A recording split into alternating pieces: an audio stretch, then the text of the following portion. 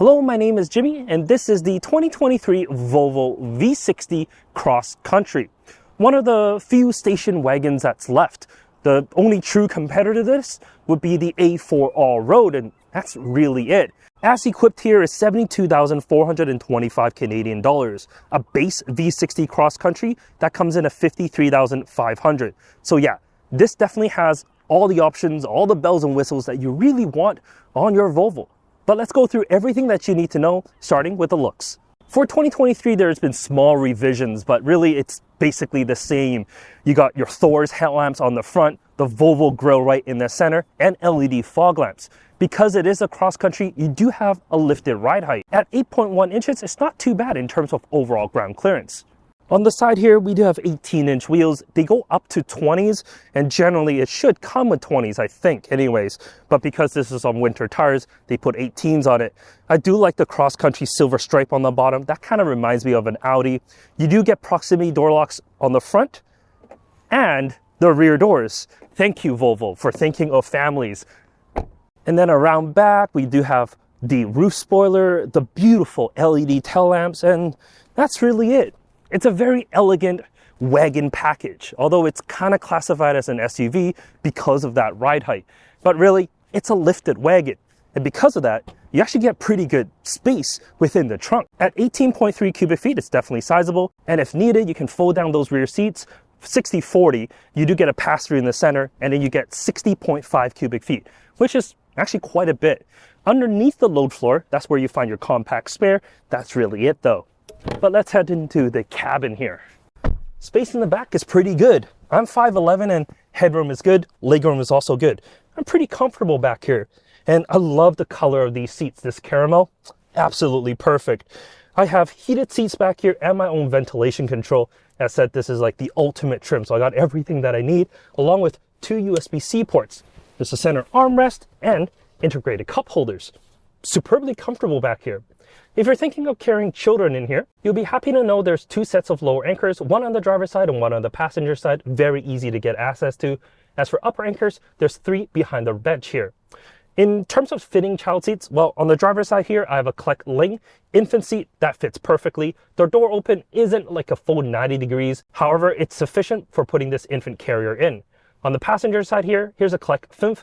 I did have to move the passenger seat up a little bit, but still pretty comfortable up here, no real issues. Unfortunately, you're not able to fit 3 child seats across as it's just not wide enough.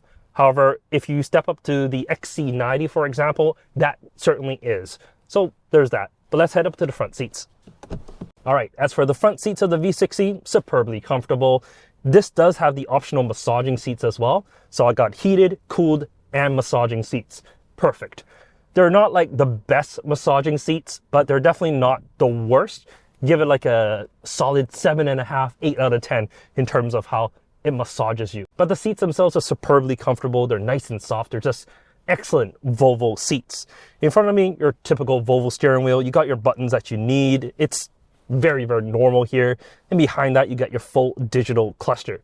The digital cluster works well. I mean, it shows you all the things that you normally would need, your RPM, as well as your speed. And it has a big map in the center.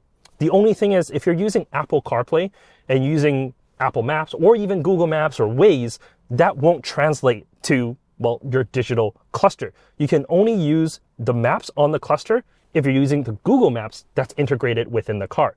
That's definitely something that's a miss. You do have a heads-up display. It's pretty typical. Shows you your speed and turn-by-turn directions if you're using Google Maps, but that's really it. Infotainment, as I said, this is the updated one, so you do have the full Google experience in here. You get Google Maps, Google Assistant, Google App Store, so it's great. And because it is the updated version, you do get CarPlay, but you do have to plug it into the USB-C port within. There's satellite radio, and I mean, it all works well. It is a little laggy at times, and there's a lot that you have to dive into menus for, which is somewhat of a pain. For example, like the older Volvos, there's a little knob here in the center so you can switch between drive modes. Now there isn't a knob. You have to hit the gear icon on the bottom, then hit driving, then you can turn on and off drive mode. But that's it. There's no other sport mode or eco mode or anything like that. There is one other thing where it's the driving dynamics, and you can change how the steering feel firm or not. And that's it.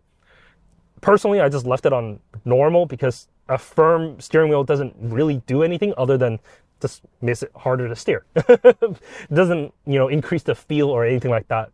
But this example here, we do have the Bowers & Wilkins audio system, an amazing audio system. It sounds so good in here. It's not as good as the XC90. I feel like that one's better. It's probably because of like the speaker placement and whatnot, but it's still really, really good in here. Would I opt for that for the amount of money that you're paying for that? I mean, it's hard to say. If you're an audiophile, oh, heck yeah. But if not, you can definitely spend that money elsewhere.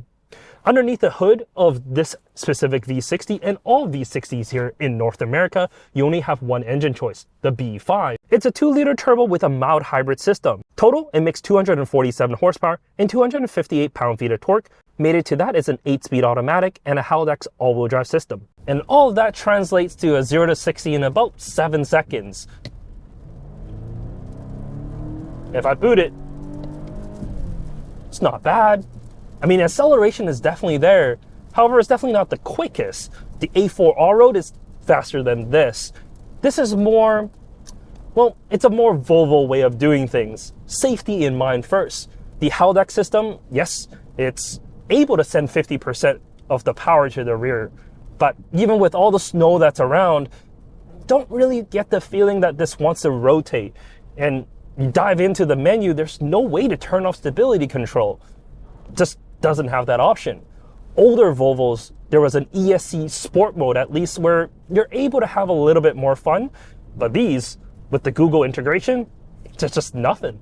The only thing is off-road mode, which I didn't find it to help in that kind of scenario, the more fun scenario. It does help when you're losing traction. It breaks the wheel that is losing traction. It's able to send power to the other side. That works well, but not well enough for me to have fun. So, Volvo, safety first, fun, it's definitely not even on the list. So, it's a very safety conscious vehicle, and because of that, well, all the, adaptive cruise control, lane keep assist, or pilot assist that they call it, works remarkably well. I mean, it's a Volvo after all. It's not going to let you do full-off, hands-off driving until that brand new next generation of Volvo comes with the LiDAR and all that good stuff. As it is, you can be pretty hands-off and pretty relaxed. You have to wiggle the wheel every now and then, but it's able to scan the lanes pretty well and keep a good distance with the car in front of you. It's, just a very calm driving experience, and that's what Volvo is all about, right? This is perfect for someone that wants a station wagon, but may want something that's a little bit more of that lifted ride height so that they can go to those country roads. A little bit of gravel and whatnot, it's not going to hurt the vehicle. And, with the 18s that I have on here, I'm not going to have to worry about punctures. If you get the 20s, that's a little bit different. I mean, like I said, honestly, overall, the V60 is a good-looking vehicle. It's a great-looking vehicle. I'm not sure if the cross country is the one that I would go for. I mean, I get it. It does have that more rugged look, but if I really want that, I'll just go with the XC60. That makes a little bit more sense. And don't tell me that, because it's a station wagon, it drives better. How are you going to be driving a Volvo in any way that it's better?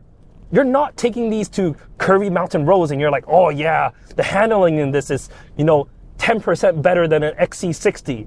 No one is comparing a Volvo in that sense. Just comparing it in terms of overall safety. I mean, you can kind of say that this is less likely to roll over than the XC60. And that's maybe the only argument that you may have. But in any case, thank you so much for watching this video. Like the video if you do, subscribe if you want to see more, but we'll catch you next time. Take care.